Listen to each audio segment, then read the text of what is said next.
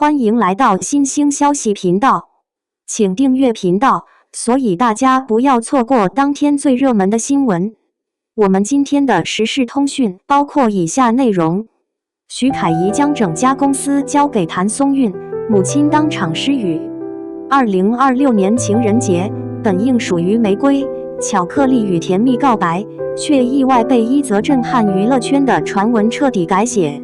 多家社交平台幾乎在同一時間爆出消息，徐凱儀似將自己名下的影視制作公司整體轉讓給演員譚松韻，不是股份合作，不是戰略入股，而是整體交付。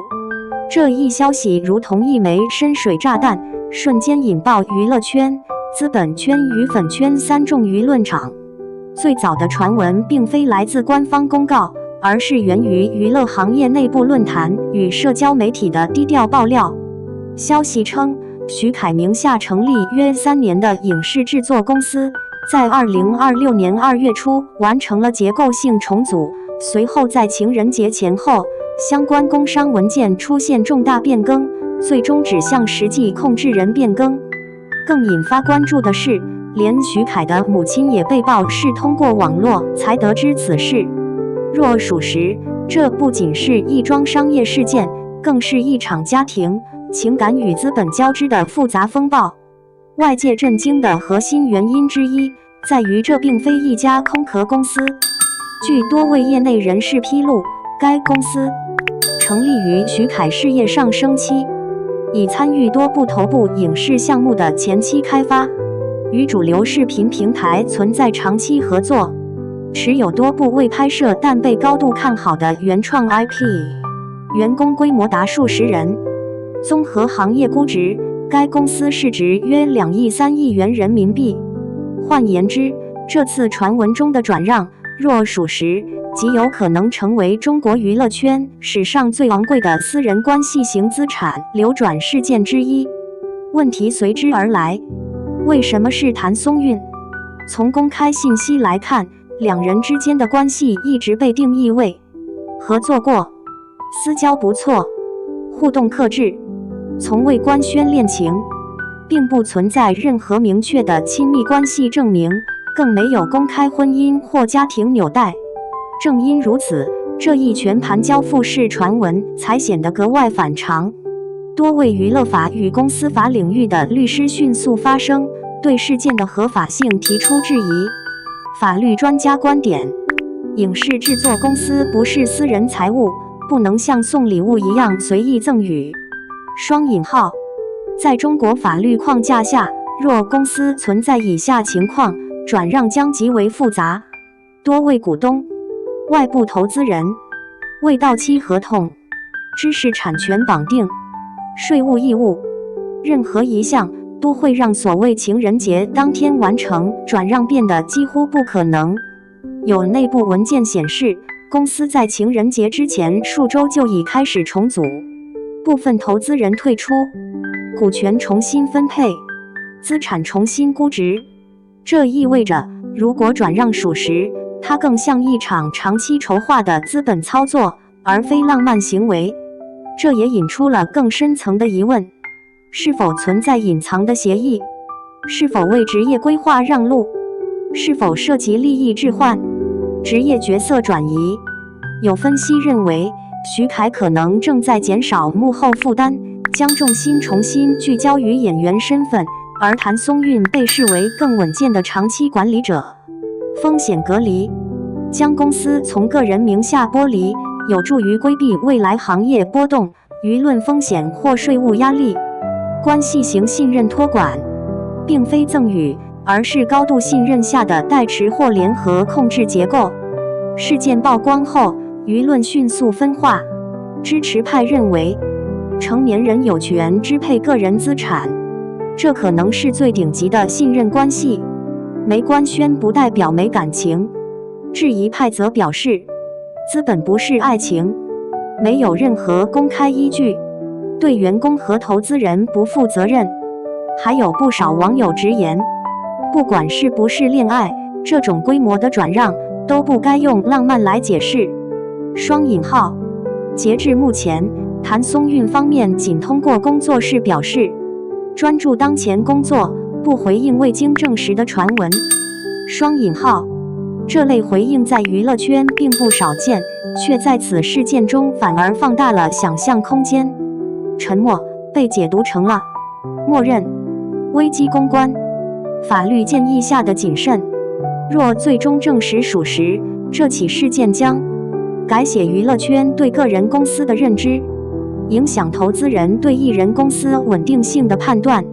提高資本對私人關係風險的警惕。而如果只是謠言，則再次證明，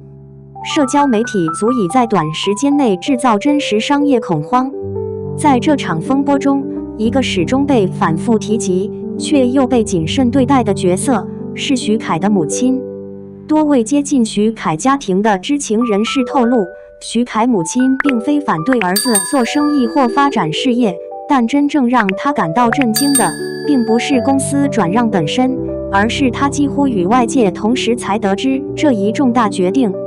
在傳統家庭觀念中，尤其是涉及數億元規模的資產處置，家人往往被視為最基本的知情人。而這次事件中，家庭被排除在決策過程之外，引發的不僅是情緒問題，更是對理性判斷的擔憂。一位長期研究明星家庭關係的社會學學者指出，當藝人進入高度資本化階段後，家庭角色往往被邊緣化，不是因為感情疏離，而是因為決策被專業團隊、法律顧問與資本邏輯接管。雙引號，這也從側面說明，所謂情人節當天的情感衝動與現實操作邏輯並不匹配。相比於輿論場的喧囂，真正受到直接影響的是那群幾乎沒有話語權的人，公司員工與合作方。據行業內部人士透露，該公司目前仍有多個項目處於開發階段，涉及編劇、導演、演員、平台對接等多個環節。一旦實際控制權發生變動，將直接影響項目是否繼續、合同是否重新談判、團隊是否重組、核心資源是否外流。一名匿名從業者在行業群中直言，明星談感情可以，但公司不是兩個人的事，是幾十上百人的飯碗。雙引號，這類聲音在公開平台上並不多見，卻在業內私下討論中頻繁出現。從資本角度看，明星成立制作公司的初衷往往集中在3點：掌握話語權、提升議價能力、實現長期資產積累。因此，業內普遍將藝人公司視為職業生命延伸器，而非可隨意處置的附屬品。一位曾參與多起藝人公司併購案的投資顧問指出，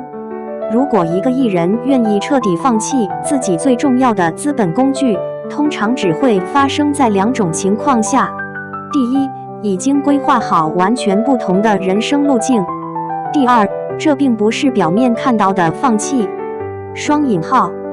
換句話說，真正的交易結構很可能比傳聞複雜得多。隨着輿論持續發酵，一種更偏向理性的推測開始浮出水面。這或許並非贈與，而是一種高度信任下的結構性安排。在娛樂資本運作中，常見但不公開的方式包括名義控制人與實際受益人分離、階段性代持、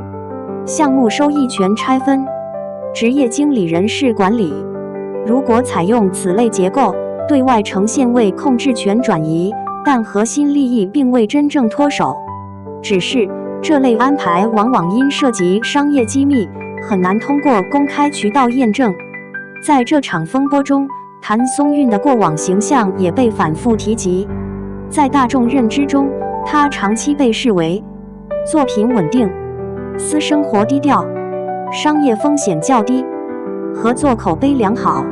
正因如此，一部分輿論認為，如果真要尋找一個值得信任的長期合作對象，他在行業中的綜合評價確實較高。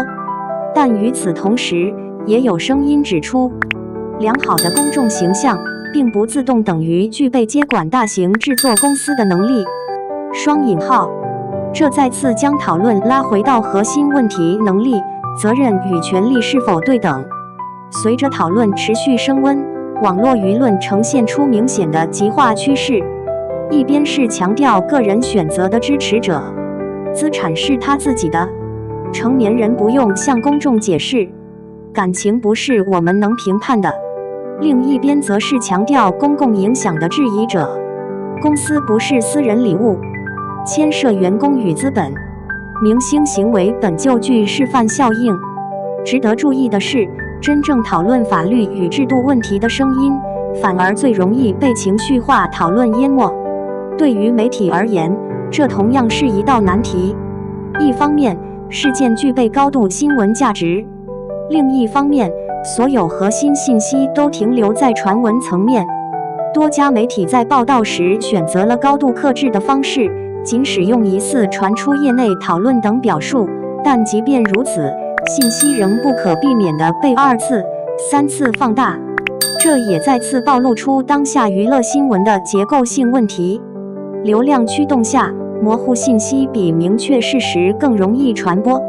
假設最終證明這只是一場誤讀或誇大，那麼已經產生的影響依然無法完全消除。公司信用受損，合作方觀望，員工心理波動，